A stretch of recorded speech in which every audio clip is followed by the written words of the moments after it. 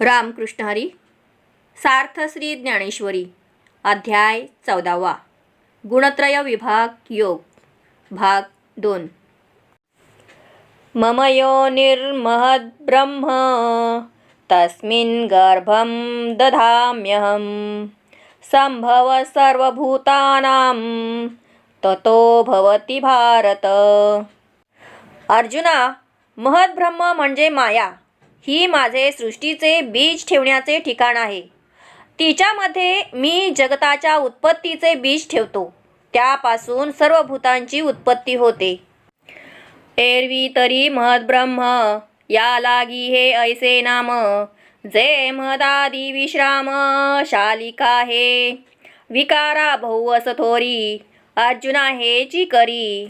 म्हणून अवधारी महद्ब्रह्म अव्यक्तवादमती अव्यक्त ऐसी वदंती. सांख्याची या प्रतीती प्रकृती हेची वेदांती येते माया. ऐसे म्हणिजेत प्राज्ञराया असो किती बोलो वाया. अज्ञान हे आपला आपण पेया विसरू जो धनंजया. तेची रूपयया अज्ञानासी आणि कही एक असे, जे विचारा वेळे न दिसे. वाती पाहता जैसे अंधारे का हालविलिया जाय. निश्चळी तरी होय दुधी जैसी साय. दुधाची ते पै जागरू ना स्वप्न ना स्वरूप अवस्थान. ते सुषुप्ती का घन जैसा होय. का न वयता वायुते वांझे आकाश रीते. तया ऐसे निरुते अज्ञानगा. पैल खांब का पुरखू ऐसा निश्चयो नाही एकू. परी काय नेणू आलोकू दिसत असे. ही माया महत्त्व अहंकार पचतन मात्रा पंचभूते या सर्वांची विश्रांती घेण्याची अर्थात प्रलयकालामध्ये लीन होण्याची विशाल धर्मशाळा आहे. अर्जुना, हिच्या योगाने विकार व गुण हे वाढत जातात. म्हणून हिला महद्ब्रह्म म्हटले आहे. अव्यक्त मतवाद्यांच्या मते हिला अव्यक्त असे म्हणतात आणि सांख्य मतवादी हिला प्रकृती असे म्हणतात. हे बुद्धिवंतांच्या राजा अर्जुना, वेदांती हिला माया असे म्हणतात. असो, हे किती वर्णन करावे. अज्ञान जे ते हेच होय. हे धनंजया, आपल्या आत्मस्वरूपाचा आपणास जो विसर पडतो तेच ह्या अज्ञानाचे रूप होय. या अज्ञानाचे आणखी एक लक्षण असे आहे की आत्मस्वरूपाचा विचार केला तर ते दिसत नाही. ज्याप्रमाणे हातात दिवा घेऊन अंधकार शोधू लागलो तर तो दिसत नाही. ज्याप्रमाणे दूध निश्चळ असताना दुधाची साय दिसते व दूध ढवळले असता ती दिसत नाही. जिच्यामध्ये जागेपणा नाही व स्वप्न नाही अथवा स्वरूप स्थितीही नाही, अशी गाढ सुषुप्ती जशी असते अथवा वायूला उत्पन्न न करता आकाश जसे निष्फळ व रिकामे असते, त्याप्रमाणे हे खरोखर अज्ञान होय. पलीकडे दिसतो तो वेडावाकडा खांब आहे की पुरुष आहे असा एक निश्चय होत नाही. काय भास आहे हे कळत नाही, परंतु दिसते मात्र खरे. तेवी वस्तू जैसी असे तैसी कीर न दिसे. परी काही अनारिसे देखिजे ना. ना राती ना तेज ते संधी जेवी सांज. तेवी विरुद्ध ना निज अज्ञान आधी. ऐसी कोणी एकी दशा तिये वादू अज्ञान ऐसा. तया गुंडलिया प्रकाशा क्षेत्रज्ञू नाम. अज्ञान थोरिये आणिजे आपण पे तरी नेणिजे. ते रूप जाणिजे क्षेत्रज्ञाचे हाची उभय योगू. बुझे बापा चांगू सत्तेचा नैसर्गू स्वभाव हा.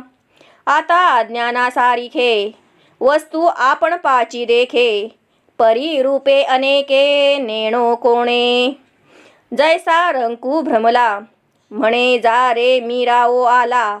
का मूर्छितू गेला स्वर्गलोका. तेवी लचकली या दिठी मग देखणे जे जे उठी. तया नाम सृष्टी मीची विये पैगा. जैसे का स्वप्न मोहा तो एकाकी देखे बहुवा, तोची पाडू आत्मया स्मरणे विनसे, हेची आन भ्रांती प्रमेय उपलवू पुढती, परी तू प्रतीती याची घेपा, तरी माझी हे गृहिणी अनादी तरुणी, अनिर्वाच्य गुणी अविद्या हे, ये नाही हेची रूप ठाणे हे अति उमप, हे निद्रिता समीप चेता दुरी, पै माझे नीची आंगे पहुडल्या हे जागे, आणि सत्ता संभोगे गुरविणी होय. त्याप्रमाणे आत्मस्वरूप खरोखर दिसत नाही आणि दुसरी काही वस्तू आहे असाही निश्चय होत नाही. ज्यावेळी रात्र नाही आणि दिवसही नाही, दोघांच्या संधिकालात सांज वेळ जशी असते त्याप्रमाणे ज्या अवस्थेत विपरीत ज्ञान नसते अथवा आत्मस्वरूपाचे ज्ञान नसते, अशी जी कोणती एक अवस्था तिला अज्ञान म्हणतात. ज्या अज्ञानाने ज्ञानप्रकाश आवृत्त केलेला आहे त्याला क्षेत्रज्ञ हे नाव आहे.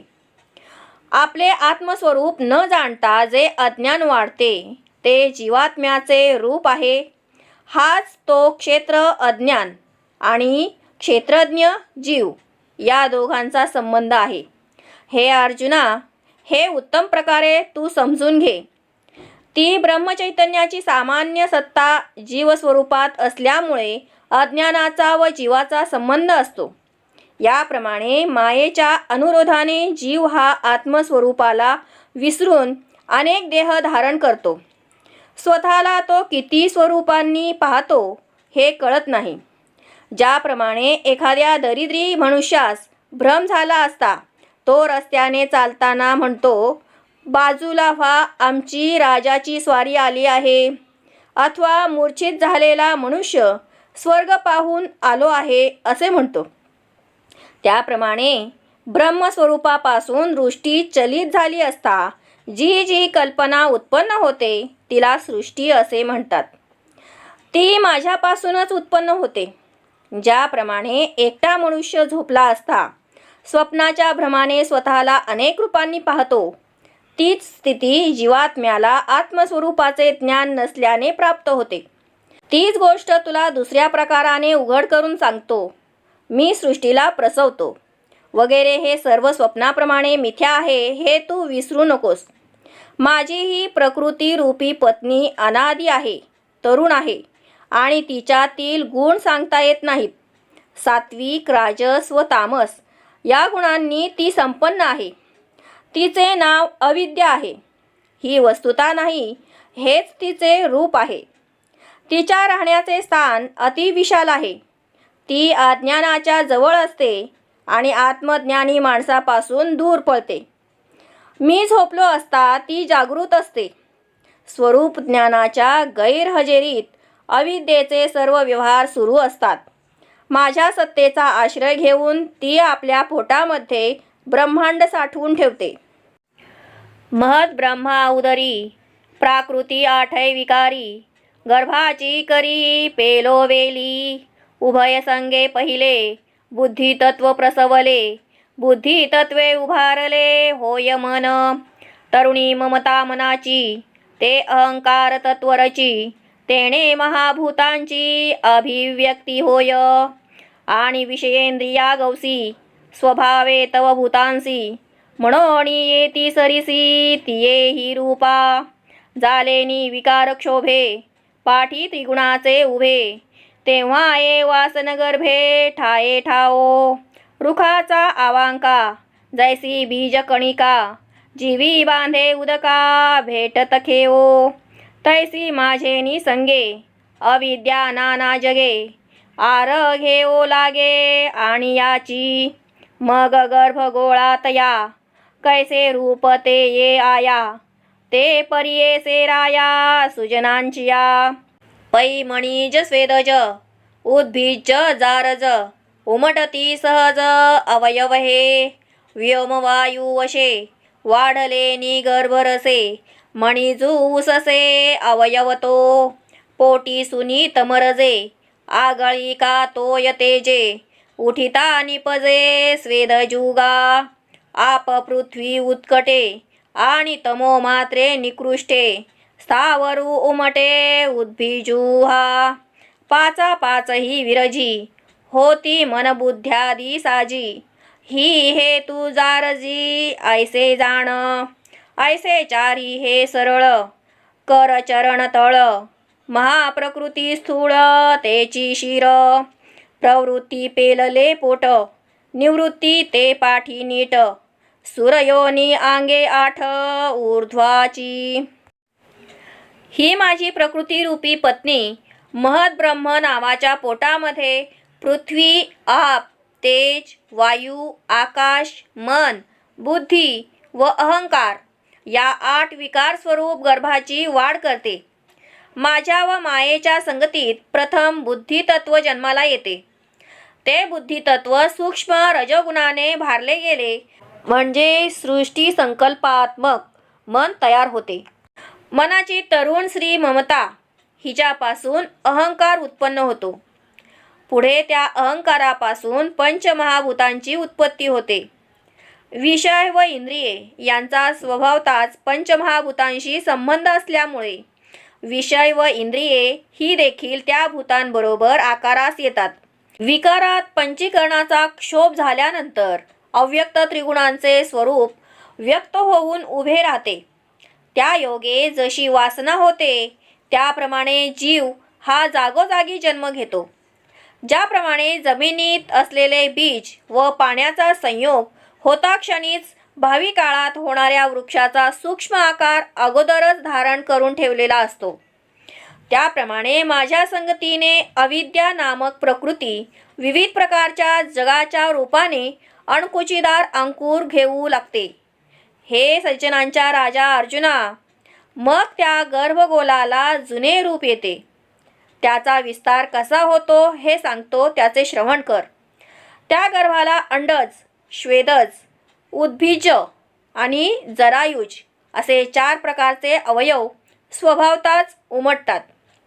आकाश आणि वायू यांच्या संबंधाने गर्भाला पोषक असा रस वाढू लागला की तो अंडज नावाचा अवयव श्वासोच्छ्वास करू लागतो. त्यात जिवंतपणा येऊन त्याचे स्पंदन सुरू राहते. तमोगुण व रजगुण यांना पोटात घालून पाणी आणि तेज यांचे आधिक्य झाले असता स्वेदज हा अवयव उत्पन्न होतो आणि पाणी आणि पृथ्वी यांच्या उत्कर्षाने सामान्य अशा केवळ तमोगुणाने स्थावर असा उद्भिज नावाचा अवयव प्रगट होतो. पंचमहाभूते ही सर्वही आपसांत सहाय्य करतात आणि मन, बुद्धी, अहंकार इत्यादी ज्ञानसाधने ही सर्व जरायुजाच्या उत्पत्तीला कारण आहेत असे जाण. याप्रमाणे हे 4 अवयव जगदरूपी गर्भाचे 2 हात आणि 2 पाय आहेत आणि अष्टधा प्रकृती हे ज्याचे शिर आहे. सकाम कर्माकडे प्रवृत्ती हे त्या गर्भाचे वाढलेले पोट आहे आणि सकाम कर्मापासून निवृत्ती ही त्याची पाठ आहे. आणि इंद्रादी देवयोनी कंबर, छाती, मान, कपाळ, 2 डोळे, 2 कान ही 8 अंगे आहेत. कंठू उल्हासता स्वर्गू मृत्युलोकू मध्यभागू अधोदेशु चांगू नितंबुतो ऐसे लेकरू एक प्रसवली हे देख जयाचे 3 लोक बाळसेगा 84 लक्ष योनी ते कांडा पेरा सांदणी वाढे प्रतिदिनी बालक हे नाना देह अवयवी नामाची लेणी लेववी मोहस्तन्ये वाढवी नित्य नवे सृष्टी वेगळ वेगळिया तिया करांघ्री आंगोळिया भिन्नाभिमान सुदलिया मुदिया तेथे हे एकोलते चराचर अविचारती सुंदर प्रसवो निथोर थोरावली पै ब्रह्मा प्रातःकाळू विष्णू तो मध्यान्ह वेळू सदाशिव सायंकाळू बाळायया महाप्रळय सेजे खेळोनी निवांत निजे निशमज्ञाने उमजे कल्पोदयी अर्जुना या परी मिथ्या दृष्टीच्या घरी युगानुवृत्तींच्या करी चोज पाऊले संकल्पू जयाचा इष्टू अहंकारू विनटू ऐसिया होय शेवटू ज्ञाने यया. आता असो हे बहुबोली ऐसे विश्व माया व्याली. तेथ साह्य झाली माझी सत्ता. उल्हसित स्वर्गलोक हा कंठ, मृत्यूलोक हा मध्यभाग व पाताळलोक हा कमरेखालचा मांसल भाग होय. असे हे जगदरूपी लेकरू या मायेस झाले. तिन्ही लोकांचा विस्तार हे या लेकराचे बाळसे होय. 84 लक्ष योनी ही त्या लेकराच्या शरीराची हाडे, बोटांची पेरे आणि सांधे आहेत. हे लेकरू प्रत्येक दिवशी वाढत चालले आहे. माझी माया ही गृहिणी त्या लेकराच्या देहाच्या अवयवांवर विविध प्रकारचे नामरूपांचे अलंकार घालते आणि त्याला मोहरूपी स्तनांतील नित्य नवीन दूध पाजते. वेगवेगळ्या प्रकारची सृष्टी ही त्या बाळाच्या हातापायांची बोटे आहेत. प्रत्येक योनीत असणारे विविध अभिमान ह्या त्या बोटात घातलेल्या अंगठ्या आहेत. असे हे विश्वरूपी लेकरू अज्ञानरूपी प्रकृतीस झाल्यावर आपण अतिभाग्यवान आहोत असे तिला वाटू लागते. ब्रह्मदेव हा त्या बाळाचा प्रातःकाळ आहे, विष्णू त्याचा मध्यान्ह काळ आहे आणि महादेव म्हणजे सदाशिव हा स्थितिकालामध्ये त्याचा सायंकाळ आहे. हे बाळ स्थितिकालामध्ये अनंत घडामोडींचा खेळ खेळून खेळून दमले म्हणजे महाप्रलयाच्या अंथरुणावर शांत झोपी जाते आणि कल्पाचा उदय झाला असता भेदज्ञानाने जागे होते.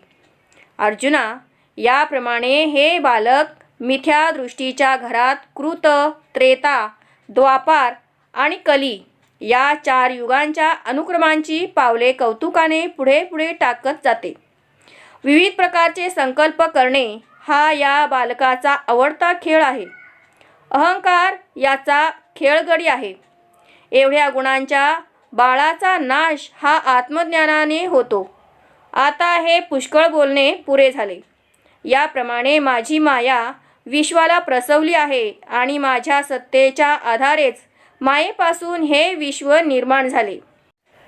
सर्व योनिषु कौन्तेय मूर्तय संभवन्ति या. तासां ब्रह्म महद्योनी रहं बीजप्रद पिता. हे अर्जुना, सर्व योनींमध्ये जे देहाचे आकार निर्माण होतात त्या सर्वांची त्रिगुणमयी माया ही गर्भधारण करणारी माता आहे आणि मी त्या त्या योनीत बीज स्थापन करणारा पिता आहे. या कारणे मी पिता, महद्ब्रह्म हे माता, अपत्य पंडुसुता जगडंबरू. आता शरीरे भूते देखोनी न भेदे हो चित्ते. जे मन बुद्ध्यादी भूते एकेची येथे. हा गा एकची देही, काय अनारिसे अवयव नाही. तेवी विचित्र विश्व पाही एकची हे. पै उंचा नीचा ढाळिया, विषमा वेगळा लिया. एकाची जेवी झालिया बीजाची या. आणि संबंधू तोही ऐसा, मृत्तिके घटू लेकू जैसा. का पटत्व कापुसा नातू होय. नाना कल्लोळ परंपरा, संतती जैसी सागरा. आम्हा आणि चराचरा संबंधू तैसा. म्हणून वन्ही आणि ज्वाळ, दोन्ही वन्हीची केवळ. तेवी मी गा सकळ संबंधू वावो. झालेनी जगे मी झाके, तरी जगत्वे कोण फांके. किळेवरी माणिके लेपिजे काही. अलंकारा ते आले, तरी सोने पण काही गेले. की कमळ फांकले कमळत्वा मुखे. सांग पा धनंजया, अवयवी अवयविया. आच्छादी जे की तया तेची रूप.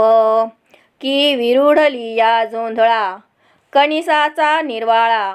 वेंचला की आगळा दिसतसे. म्हणून जग परवते, सारुनी पाहिजे माते. तैसा नो हे उखिते आघवे मीची. हा तू साचो कारा, निश्चयाचा खरा. गांठी बांधविरा जीवाची. आता मिया मज दाविला, शरीरी वेगळाला. गुणी मीची बांधला ऐसा आवडे. या कारणाने अर्जुना, मी संपूर्ण विश्वाचा पिता आहे आणि महत ब्रह्म माया माता आहे. हा एवढा विशाल जगताचा आकार हे आम्हा दोघांपासून झालेले मूल आहे. आता विविध प्रकारची शरीरे पाहून चित्तात भेद येऊ देऊ नकोस. कारण या सर्व निरनिराळ्या शरीरांत मन, बुद्धी, अहंकार व पंचमहाभूते ही जी विश्वातील 8 तत्वे आहेत ती एकत्र आहेत. अरे, एकाच देहाच्या ठिकाणी निरनिराळे अवयव नसतात काय? त्याप्रमाणे हे विश्व विविध स्वरूपाचे दिसले तरी ते तत्वतः एकच आहे. वृक्षाच्या शाखा उंच व खाली वाकड्या व परस्परांच्या भिन्न स्वरूपाच्या असतात, परंतु त्या सर्व एकाच बीजापासून उत्पन्न झालेल्या असतात. म्हणून विशाल जगत व मी याचा संबंध असा आहे. ज्याप्रमाणे मातीपासून उत्पन्न झालेला घट हा मातीचा मुलगा होय, किंवा वस्त्र हे कापसाचे नातवंड आहे, अथवा ज्याप्रमाणे सागरावर उत्पन्न होणाऱ्या असंख्य लाटा ही सागराची संपत्ती आहे, त्याप्रमाणे आमचा आणि चराचराचा संबंध कल्पित आहे. ज्याप्रमाणे अग्नी आणि ज्वाला हे दोन्ही मिळून केवळ एकच अग्नी असतो, त्याप्रमाणे मी आणि हे सर्व जगत हे दोन्ही मिळून मीच आहे. आमच्या दोघांचा एकरूप संबंध कल्पित असल्यामुळे तो मिथ्या आहे. निर्माण झालेल्या विश्वाने खरोखर मी झाकला गेलो तर विश्वाच्या रूपाने कोण प्रकाशित होतो? माणकाच्या तेजाने माणिक कधी लोप पावते काय? सोन्याचे विविध अलंकार बनविल्याने त्यातील सोनेपणा नाहीसा होतो काय? अथवा कमळ उमलले असता ते कमळपणाला मुकते काय? अर्जुना, असे सांग की अवयव धारण करणारा अवयवाने झाकला जातो काय? कारण अवयव हेच अवयवीचे स्वरूप आहे. जोंधळ्याचे बी पेरल्यानंतर त्याला कणीस आले म्हणजे ते पेरलेले बी नाहीसे झाले काय? की अनेक पटींनी वाढले? म्हणून जग बाजूला सारून मला पहावे असे नाही, तर एकंदर सर्व काही मीच आहे असे पहावे. हे वीरा अर्जुना, तू आपल्या अंतःकरणामध्ये या सिद्धांताचा दृढ निश्चय करून ठेव. आता निरनिराळ्या शरीरात माझे प्रकाशन माझ्याकडूनच होते आणि त्या शरीरामध्ये 3 गुणांनी मीच बांधला गेल्यासारखा दिसतो. जैसे स्वप्नी आपण उठून या आत्ममरण, भोगीजे गाजाण कपिध्वजा, का कवळा ते डोळे प्रकाशोनी पिवळे, देखती तेव्हा कळे तयांसीची, नाना सूर्यप्रकाशे प्रगटी तै अभ्रभासे, तो लोपला हेही दिसे सूर्येची की, पै आपण पेनी जालिया छाया गा आपुलिया, बिहोनी बिहालिया आन आहे, तैसी ये नाना देहे दाऊनी मी नाना होय, तेथ ऐसा जो बंधू आहे तेही देखे, बंधू का न बंधीजे हे जाणणे मज माझे, नेणणे नी उपजे आपलेनी, तरी कोणे गुणे कैसा मजची मी बंधू ऐसा, आवडे ते परियेसा अर्जुन देवा, गुण ते किती की धर्म, काही यया रूप नाम, के झाले हे वर्म अवधारी पा. हे अर्जुना, ज्याप्रमाणे स्वप्नामध्ये आपले मरण आपण कल्पनेने तयार करून त्या स्वतः कल्पना केलेल्या मरणाचे दुःख आपणच स्वतः भोगतो. कावीळ झाली असता आपणास पांढरे पदार्थ पिवळे दिसतात, ते सुद्धा त्या डोळ्यांनाच कळते. अथवा सूर्य आपल्या प्रकाशाने ज्यावेळी प्रकट होतो तेव्हा आकाशात आलेली अभ्रे दिसतात, आणि अभ्रांनी ज्यावेळी सूर्य झाकला जातो हे देखील सूर्यामुळेच दिसते. आपल्या छायेला पिशाच समजून एखादा मनुष्य भ्याला तर त्या भिणाऱ्या माणसापेक्षा छाया भिन्न आहे काय? त्याप्रमाणे नाना प्रकारच्या देहांचे प्रकाशन करून मीच नाना प्रकारचा होतो, आणि त्या देहात तो बंध आहे तोही मीच पाहतो. मीच त्या बंधाचे प्रकाशन करत असतो. बंध असणे आणि बांधला जाणे हे दोन्ही प्रकार माझ्यामुळेच आहेत. आपल्याच अज्ञानाने बंध निर्माण होतो आणि माझे मलाच जाणणे उत्पन्न होते, तेव्हा बंध नाहीसा होतो. अर्जुना, कोणत्या गुणांनी मला कसा बंध आहे आणि माझा मी बंध आहे असे का वाटते ते आता श्रवण कर. गुण किती आहेत, त्यांचे धर्म कोणते आहेत, त्यांची नामरूपे कोणती, ते गुण कोणापासून झाले आहेत, ते सर्व वर्म तू एकाग्रतेने श्रवण कर.